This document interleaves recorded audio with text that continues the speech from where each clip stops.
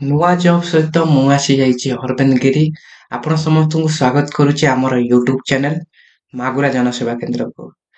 ତ ଆପଣ କହିପାରିବେ ଭଲ ପୋଷ୍ଟଟି ଆସିଛି, ଯୋଉଥିରେ କି ଆମେ ପ୍ରିଭିୟସଲି ଯୋଉ ପୋଷ୍ଟ ଆପଣ ଦେଖିକି ଥମ୍ବନେଲରୁ ଆସିଛନ୍ତି, ସେହି ଅଙ୍ଗନବାଡି ୱାର୍କର ଆଉ ହେଲ୍ପରଙ୍କର, ଯୋଉଥିରେ କି ଆମେ ପ୍ରିଭିୟସ ଭିଡିଓରେ ବି ନିହାତି ଭାବରେ ଆପଣଙ୍କୁ କହିଥିଲୁ, ଯୋଉଥିରେ କି ବହୁତ ସାରା ଭ୍ୟାକାନ୍ସି ଆସିଥିଲା, ଆଉ କିଛି ଭ୍ୟାକାନ୍ସି ରହିଯାଇଛି। କିଛି ଡିଷ୍ଟ୍ରିକ୍ଟ, କିଛି ବ୍ଲକ ଆଉ କିଛି ଅଙ୍ଗନବାଡି ସେଣ୍ଟର ପାଇଁ ଭ୍ୟାକାନ୍ସି ରହିଯାଇଥିଲା, ଯୋଉଟା କି ରିସେଣ୍ଟଲି କ୍ଲୋଜ ହବା ପାଇଁ ଯାଉଛି।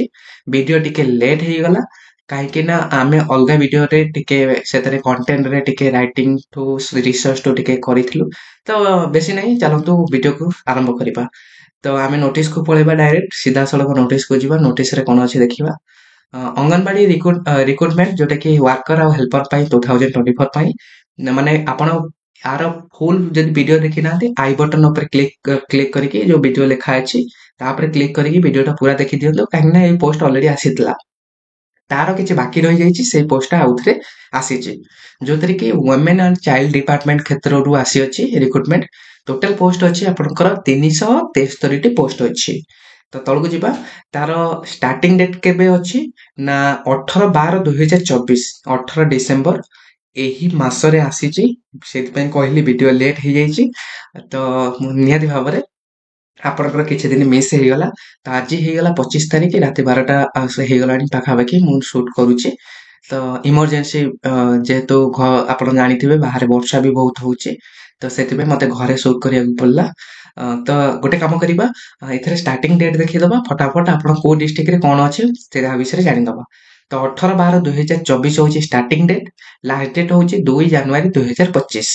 ତାପରେ ଏଜ୍ ଲିମିଟ୍ ଏଥିରେ କ'ଣ ମାଗିଛି ନା 1/1/2025, ନୂଆ ବର୍ଷ ସୁଦ୍ଧା ମିନିମମ୍ ଏଜ୍ 18 ବର୍ଷ ହେଇଥିବା ଦରକାର, ମ୍ୟାକ୍ସିମମ୍ ଏଜ୍ 35 ବର୍ଷ ହେଇଥିବା ଦରକାର। ଓଭିୟସଲି 18ରୁ 35 ଭିତରେ ଆପଣ ପକେଇ ପାରିବେ। କ୍ୱାଲିଫିକେସନ ମାଗିଛି ଏଥିରେ 12 କ୍ଲାସର ପାସ୍ ମାଗିଛି, ଯୋଉଥିରେ କି ପ୍ରିଭିୟସ୍ ଯୋଉ ଆମର ପୋଷ୍ଟ ଆସିଥିଲା ସେଥିରେ ୱାର୍କର ପାଇଁ ଗ୍ରାଜୁଏସନ ମାଗିଥିଲା।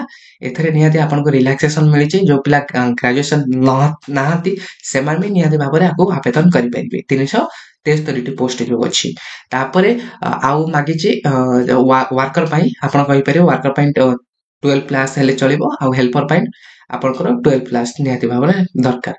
ପୋଷ୍ଟ ନେମ୍ ଆପଣଙ୍କର ଦେଖିଦିଅନ୍ତୁ, ଅଙ୍ଗନବାଡି ୱାର୍କର 53ଟି ପୋଷ୍ଟ, ଆଉ ଅଙ୍ଗନବାଡି ହେଲ୍ପର 320ଟି। ଟୋଟାଲ ହେଲା ଆପଣଙ୍କର 373ଟି ପୋଷ୍ଟ। ତ ଏବେ ଚାଲନ୍ତୁ ଯିବା ଡିଷ୍ଟ୍ରିକ୍ଟ ୱାଇଜ ଦେଖିବା। ଫାଷ୍ଟ ମୁଁ କଟକ ଡିଷ୍ଟ୍ରିକ୍ଟର ଆପଣଙ୍କୁ ଦେଖଉଛି ଅଙ୍ଗନବାଡି ୱାର୍କର। ଅଙ୍ଗନବାଡି ୱାର୍କର କେଇଟା ପୋଷ୍ଟ ଅଛି। ତ ଆମର 30ଟା ଡିଷ୍ଟ୍ରିକ୍ଟ ପାଇଁ ମୁଁ ଯଦି ଟୋଟାଲ ଆପଣଙ୍କୁ ଭ୍ୟାକେନ୍ସି କହିବି, ନିହାତି ଭାବରେ ଭିଡିଓ ଲମ୍ବା ହେଇଯିବ, ବହୁତ ସମୟ ଆପଣଙ୍କର ୱେଷ୍ଟ ହବ।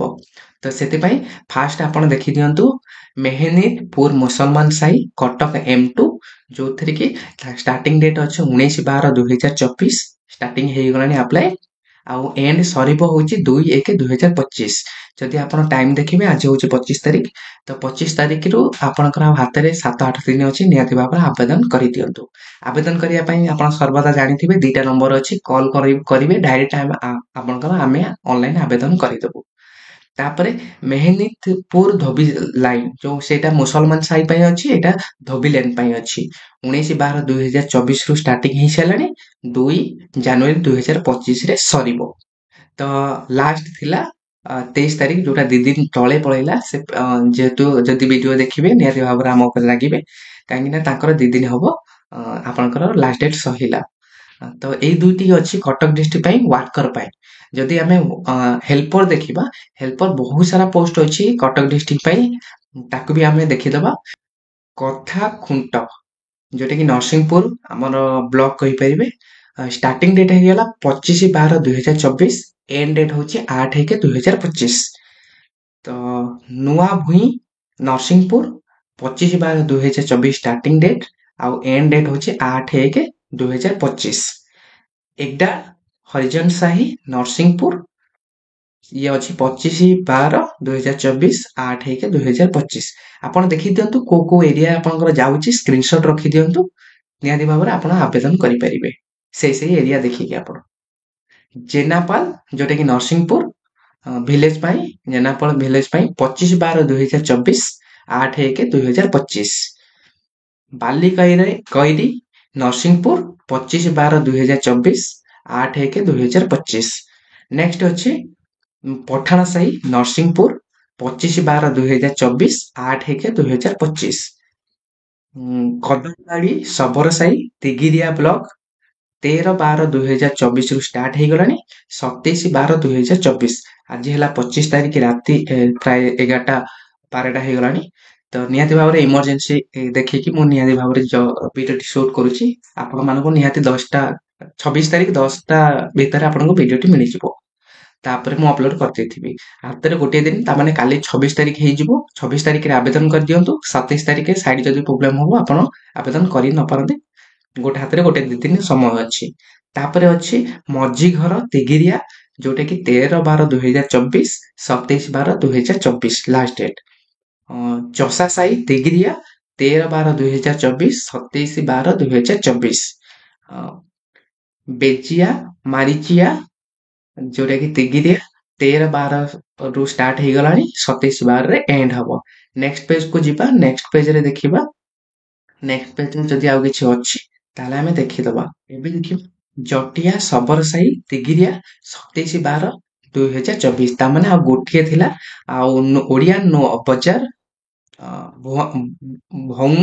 ଭଂସା ଗଲି, ତ ଓଡ଼ିଆ ବଜାର ବାଉଁଶ ଗଲି।